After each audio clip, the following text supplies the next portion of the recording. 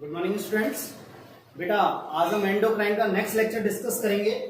ठीक है, इससे प्रीवियस लेक्चर में हमने L6 में लेक्चर नंबर 6 में हमने क्या डिस्कस किया था अबाउट थायराइड ग्लैंड कि थायराइड ग्लैंड की सिचुएशन क्या है, उसमें कितना वेट है, उसकी ओरिजिन कैसी है, उसकी स्ट्रक्चर कैसी है, उससे कौन कौन से हार्मोन रिलीज होते हैं। हमने T3 T4 कैल्सिटोनिन हार्मोन के बारे में थोड़ा बहुत डिस्कस किया था।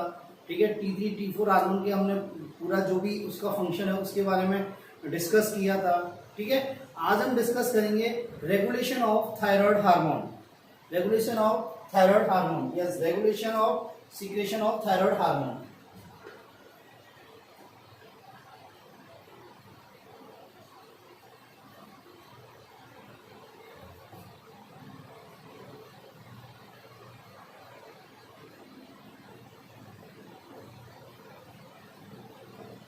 Regulation of thyroid hormone secretion. Okay बेटा, देखो कि हार्मोन थायराइड हार्मोन का रेगुलेशन कैसे होता है। देखो हमने जब हाइपोथैलेमस पढ़ाया था, जब हमने हाइपोथैलेमस डिस्कस किया था तो मैंने बोला हाइपोथैलेमस मास्टर ग्लैंड है जो किसको रेगुलेट करती है, इसको किसको कंट्रोल करती है, पिट्यूटरी को। और पिट्यूटरी किसको रेगुलेट करती है, ऑल सभी एंडोक्राइन ग्लैंड्स को रेगुलेट करती है। तो देखो क्या होगा यदि ब्लड में T3 T4 का लेवल डिक्रीज हो जाए, यदि ब्लड में T3 और T4 का लेवल डिक्रीज हो जाए, मतलब हाइपोथायराइडिज्म हो जाए, क्या हो जाए, हाइपोथायराइडिज्म हो जाए, तो क्या होगा इस कंडीशन में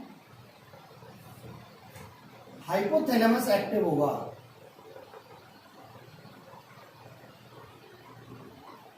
क्या होगा, हाइपोथैलेमस एक्टिव होगा, यह हाइपोथैलेमस का एक्टिवेशन होगा और ये हाइपोथैलेमस क्या निकालेगा, TSH RH, इसको क्या बोलते हैं, thyroid stimulating hormone releasing hormone, thyroid stimulating hormone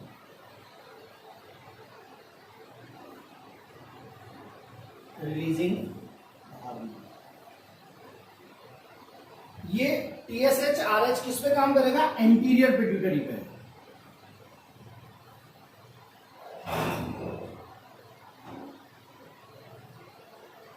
ठीक है, एंटीरियर पिट्यूटरी क्या रिलीज करेगी, TSH। ये TSH कहां एक्ट करेगा बेटा, थायराइड ग्लैंड पर। कहां एक्ट करेगा, थायराइड ग्लैंड पर।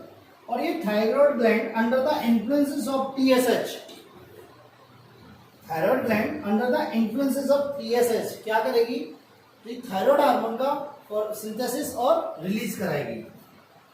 क्या होगा, increase the synthesis and secretion of thyroid hormone.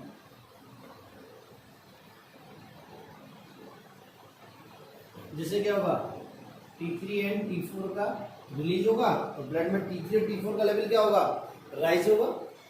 T3 और T4 का लेवल क्या होगा, इंक्रीज होगा। ठीक है, बात क्लियर है, दोबारा सुने। यदि T3 T4 का लेवल क्या हुआ, डिक्रीज हुआ ब्लड में, तो क्या होगा, हाइपोथैलेमस एक्टिव होगा, एक्टिवेट होगा और ये क्या रिलीज करेगा, TSH RH, thyroid stimulating hormone inhibiting hormone. बात क्लियर है। ये कहां वर्क करेगा, कहां एक्ट करेगा, ये एंटीरियर पिट्यूटरी पर। और एंटीरियर पिट्यूटरी क्या निकालेगा, TSH, थायराइड स्टिमुलेटिंग हार्मोन। और ये थायराइड स्टिमुलेटिंग हार्मोन किस पे एक्ट करेगा, थायराइड ग्लैंड पर। ठीक है, थायराइड ग्लैंड इस TSH के अंडर द इन्फ्लुएंसेस क्या करेगी, increase the synthesis and secretion of thyroid hormone. तो क्या होगा, T3 T4 लेवल रिलीज होगा तो ब्लड में T3 T4 का लेवल क्या होगा, इंक्रीज होगा। बात क्लियर है। देखो दो कंडीशन और है जो हाइपोथैलेमस को एक्टिव करती है, किसके लिए, TSH RH के लिए। एक तो एक्सट्रीम कोल्ड, एक्सट्रीम कोल्ड, और एक circadian rhythm.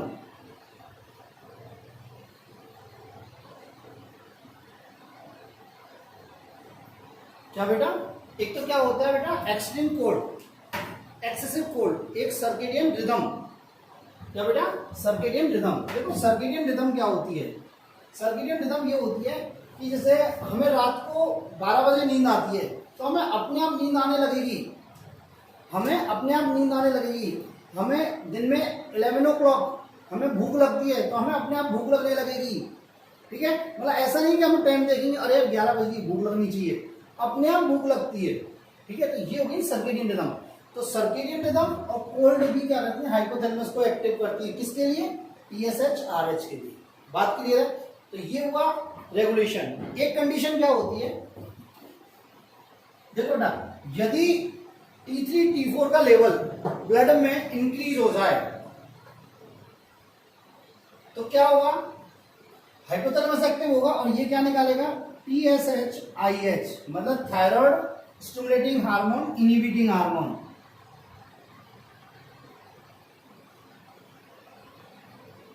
Thyroid stimulating hormone inhibiting hormone. और ये किस पे एक्ट करेगा, एंटी पिट्यूटरी पे। एंटी पिट्यूटरी क्या करेगा, TSH का लेवल डिक्रीज हो जाएगा, TSH का रिलीज क्या हो जाएगा, डिक्रीज हो जाएगा। जब TSH का लेवल डिक्रीज हो गया तो क्या होगा, थायराइड ग्लैंड पर वर्क नहीं होगा, थायराइड ग्लैंड पर वर्क नहीं होगा तो क्या होगा, synthesis secretion of thyroid hormone क्या हो जाएगा, डिक्रीज हो जाएगा। जब डिक्रीज होगा तो ब्लड लेवल भी क्या हो जाएगा, T3 T4 का ब्लड लेवल क्या हो जाएगा, डिक्रीज हो जाएगा। बात समझ में। तो क्या होता है, ये रेगुलेशन है, ये क्या है, रेगुलेशन। तो रेगुलेशन किसके द्वारा होता है, TSH-RH and TSH-IH, thyroid stimulating hormone, thyroid inhibiting hormone. मेरी बात क्लियर है, ठीक है। नेक्स्ट आता है hypo and hyper secretion of thyroid hormone. The disease caused due to hypo and hyper secretion of thyroid hormone.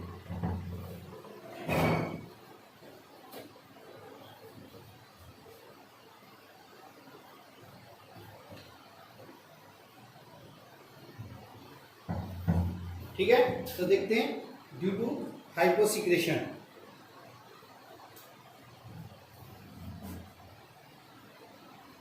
Disease due to hyposecretion of thyroid hormone, hypothyroidism.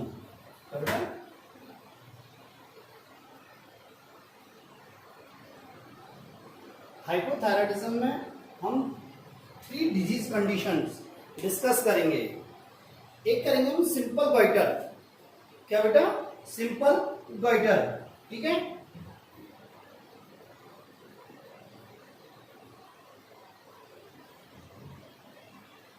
Simple goitre, इसे colloid goitre भी बोलते हैं, इसे endemic goitre भी बोलते हैं।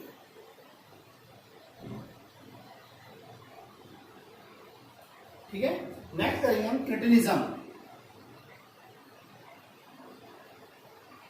और third exothermic cretinism, मिक्सेडियम। ठीक है, हम 3 डिजीज डिस्कस करेंगे इसमें, ठीक है।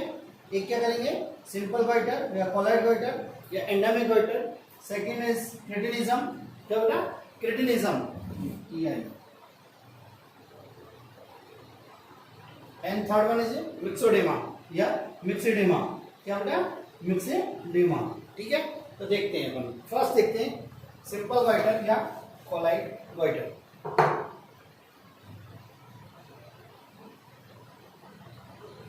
आपने हिंदी में सुना होगा गलगंड रोग या गलगंड रोग।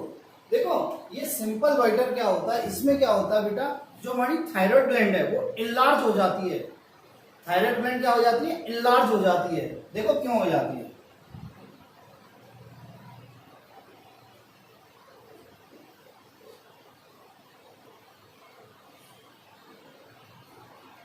Due to deficiency of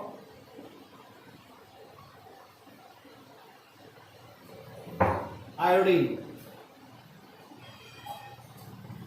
due to deficiency of iodine. देखो, ये आयोडीन जो होती है, ये आयोडीन, इसका मेन सोर्स क्या होता है, डाइट।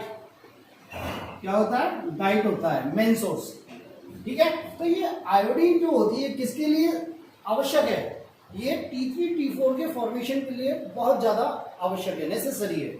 तो इस रिक्वायर्ड फॉर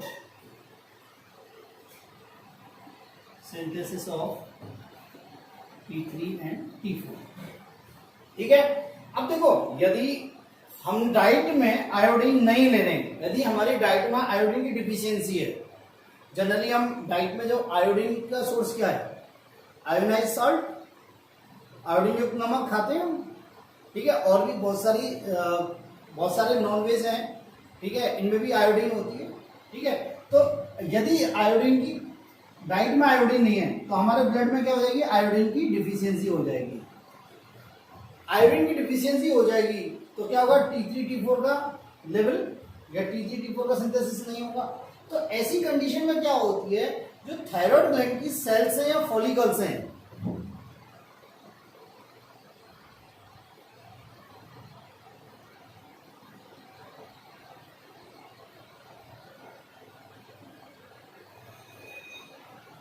थायराइड ग्लैंड की सेल्स या फॉलिकल्स हैं, ये क्या हो जाती है, इनलार्ज हो जाती हैं। किसके लिए, आयोडीन के अधिक एब्जॉर्प्शन के लिए, आयोडीन के अधिक एब्जॉर्प्शन के लिए। तो ये क्या हो जाती है, इनलार्ज हो जाती है, स्वेल हो जाती हैं। क्या हो जाती है, इनलार्ज हो जाती हैं। किसके लिए, for the absorption of iodine, for the absorption of iodine. किसके लिए, फॉर द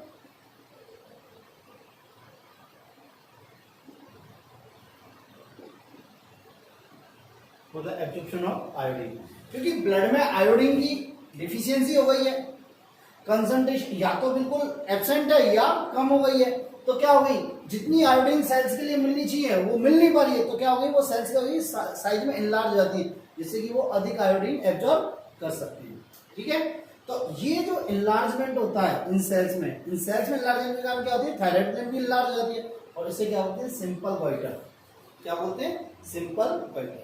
देखो, ये सिंपल गोइटर जनरली किन में होता है, जो हिली एरिया में रहते हैं, जो लोग हिली एरिया में रहते हैं उनमें होता है। क्यों, क्योंकि वहां पे क्या होता है, बरसात के दिनों में क्या होती है, आयोडीन बहकर पानी के साथ चली जाती है। किसके साथ चली जाती है, पानी के साथ। तो आयोडीन की कमी हो जाती है, उनके डाइट में क्या होती है, आयोडीन कमी हो जाती है। तो वहां अक्सर लोगों में सिंपल गोइटर हो जाता है। बात क्लियर। नेक्स्ट वन देखो, जो लोग सी फूड लेते हैं, जो लोग क्या लेते हैं, सी फूड, ठीक है, उनमें आयोडीन की कभी कमी नहीं होती, क्योंकि सी फूड मेन सोर्स होता है, आयोडीन मेन सोर्स होता है आयोडीन का। क्योंकि आयोडीन क्या होती है, बहुत अच्छी क्वांटिटी में पाई जाती है, बहुत अच्छी कंसंट्रेशन में आती है सी फूड। तो जो सी फूड लेते हैं उनको कभी भी सिंपल गोइटर नहीं होता, या जो सी फूड खाते हैं उनको सिंपल गोइटर नहीं। मेरी बात क्लियर है। एक रीजन तो ये है, एक रीजन क्या है इसका, एग्जैक्टली ये इलाज क्यों होती है, उसका रीजन एक और है। देखो क्या होता है,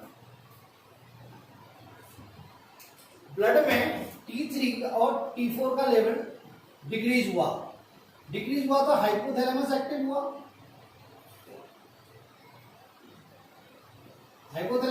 इसने क्या निकाला, TSH-RH। ठीक है। इसने किस पे काम करा, एंटीरियर पिट्यूटरी पे।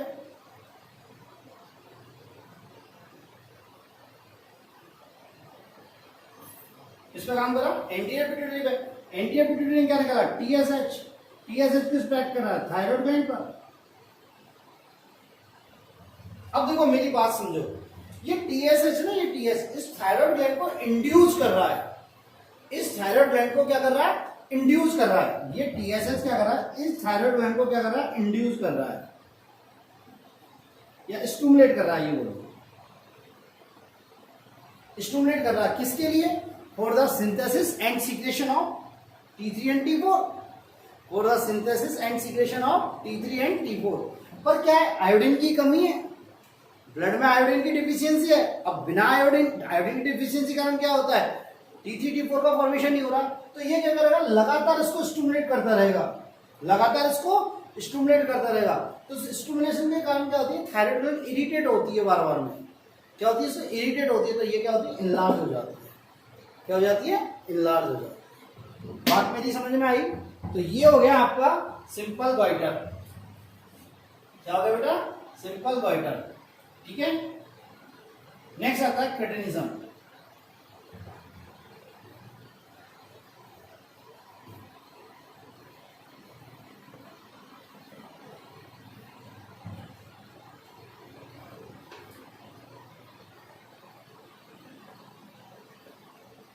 क्रेटिनिज्म देखो ना, क्रेटिनिज्म क्या होता है? यदि प्रेग्नेंट लेडी है, यदि प्रेगनेंसी के ड्यूरिंग प्रेगनेंसी यदि T3 and T4 level decrease हो जाए, T3 and T4 level decrease हो जाए, तो क्या होगा? जो इफेक्ट आएंगे वो किस पर आएंगे? बेबी पर। जो इफेक्ट आएंगे क्या आएंगे? बेबी पर। तो बेबी में क्या हो जाएंगी? बहुत सारी एबनॉर्मलिटीज आ जाएंगी। तो क्या होंगी? बेबी में क्या आ जाएंगी? एबनॉर्मलिटीज आ जाएंगी।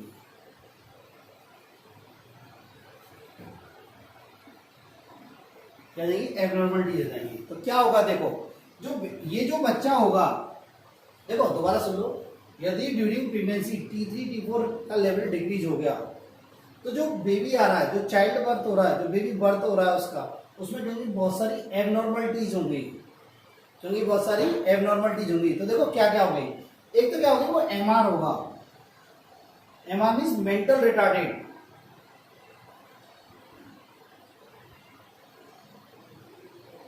क्या होगा? मेंटल रिटार्डेड होगा। ठीक है। और क्या होगा? स्किन क्या होगी? थिक होगी। स्किन क्या होगी? थिक होगी। बॉडी टेम्परेचर क्या होगा उसका? लो होगा। मतलब बॉडी टेम्परेचर क्या होगा? लो होगा। बॉडी वेट क्या होगा? अधिक होगा। बॉडी वेट क्या होगा? अधिक होगा। BMR क्या होगी? कम होगी। और क्या होगा?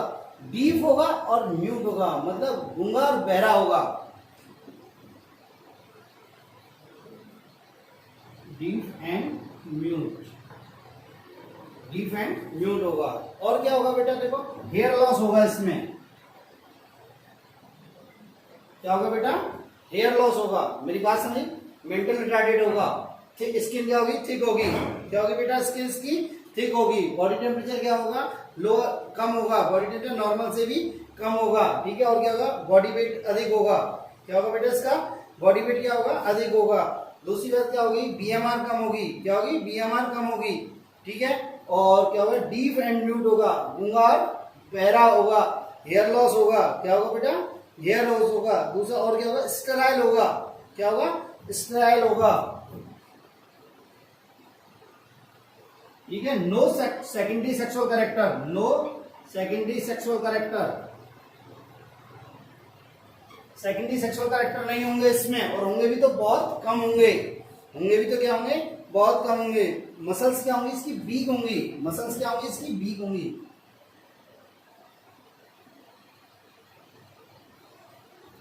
क्या होंगी? मसल्स क्या होंगी? वीक होंगी। तो दोबारा सुन लो, यदि क्रेटिनिज्म, यदि ड्यूरिंग प्रेगनेंसी यदि T3 T4 का लेवल डाउन हो जाए, डिक्रीज हो जाए, तो क्या होगा? होने वाले बेबी में बहुत सारी एबनॉर्मलिटीज होंगी। देखो क्या होगा? MR होगा, मेंटल रिटार्डेड होगा, पागल होगा। स्किन थिक होगी। उसकी स्किन क्या होगी? थिक होगी बेटा। क्या होगी? थिक होगी। बॉडी टेम्परेचर कम होगा। बॉडी टेम्परेचर क्या होगा? कम होगा। बॉडी वेट अधिक होगा। क्या होगा बेटा? बॉडी वेट इसका अधिक होगा, क्योंकि वेट मतलब फैट, बॉडी टेम्परेचर बढ़ नहीं रहा है, बॉडी टेम्परेचर नहीं बढ़ रहा है, तो बॉडी वेट बढ़ना ही बढ़ना है। BMR कम होगी, बेसल मेटाबॉलिक रेट कम होगी। और क्या होगा? डीप होगा। क्या होगा? डीप होगा, म्यूट होगा। ठीक है। बहरा एंड गूंगा होगा। हेयर लॉस होंगे, बाल उड़ जाएंगे। ठीक है। स्टेराइल होगा, बंद होगा, बांझ होगा, अपने से बच्चे पैदा नहीं कर सकता। नो सेकेंडरी सेक्सुअल कैरेक्टर, उसमें सेकेंडरी सेक्सुअल कैरेक्टर, द्वितीय लक्षण नहीं होंगे, सेकेंडरी सेक्सुअल कैरेक्टर नहीं होंगे, मेल और फीमेल के सेकेंडरी सेक्सुअल कैरेक्टर नहीं होंगे। और क्या होगा? मसल्स वीक होंगी। उसकी मसल्स क्या होंगी? वीक होंगी।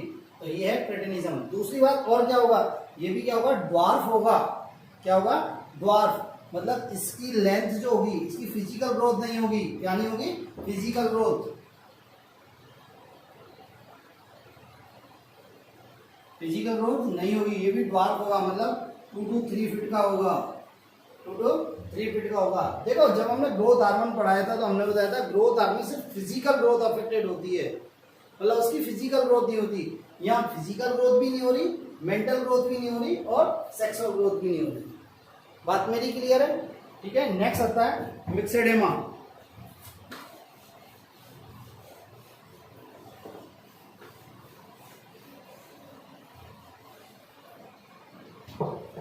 क्या आता है बेटा नेक्स्ट? मिक्सेडेमा।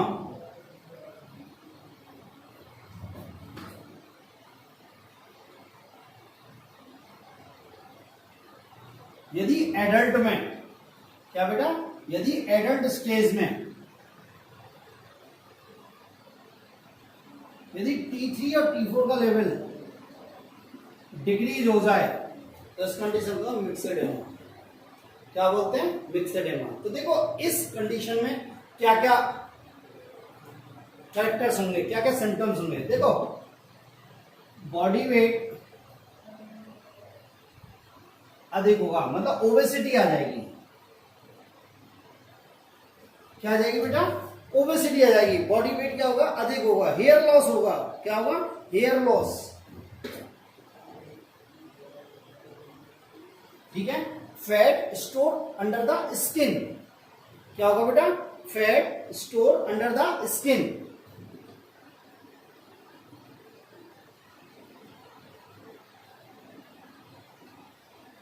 ठीक है। और क्या हो जाएगा?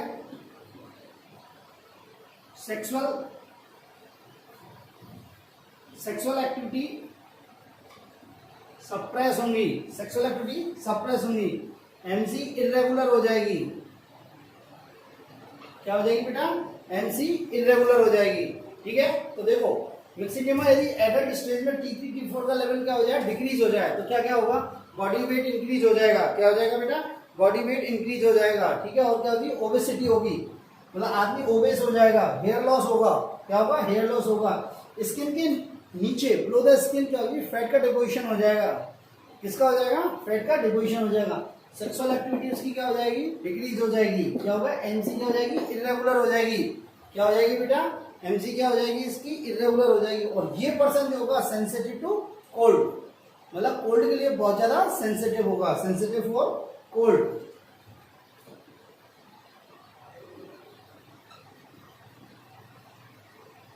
सेंसिटिव फॉर कोल्ड, क्योंकि देखो जब बीएमआर डिक्रीज हो गई है, इसमें भी क्या हो गई? बीएमआर डिक्रीज हो गई है, तो बॉडी टेम्परेचर क्या हो जाएगा?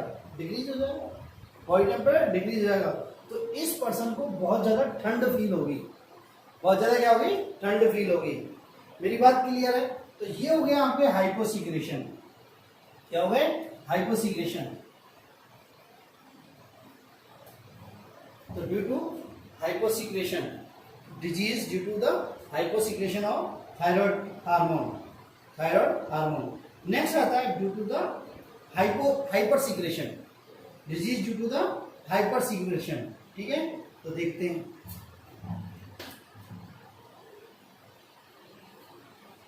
Due to the hypersecretion, hyperthyroidism. देखो बेटा हाइपरथायराइडिज्म के कारण ओनली वन डिजीज होता है जो हमारे कोर्स में दे रखा है, ग्रेव्स डिजीज या एक्सोप्थेल्मिक गॉइटर। क्या बेटा?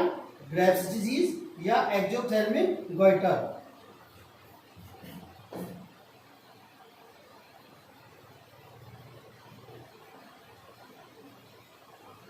इसे बेसगांव डिजीज भी बोलते हैं।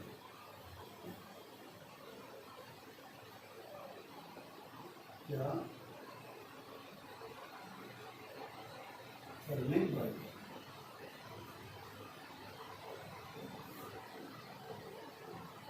ग्रेव्स डिजीज या बेसगांव डिजीज। क्या बेटा?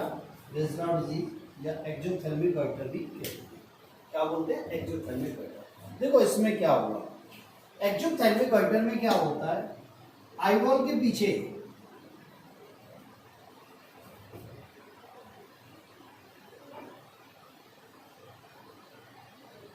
बिहाइंड द आईबॉल के पीछे क्या होगा? फैट और म्यूकस का डिपोजिशन हो जाता है। Increase the deposition of fat and mucus. जब आई बॉल के पीछे फैट और म्यूकस का डिपोजिशन हो जाएगा तो आई बॉल क्या होगी, प्रोट्रूड हो जाएगी। आई बॉल क्या हो जाएगी, प्रोट्रूड हो जाएगी।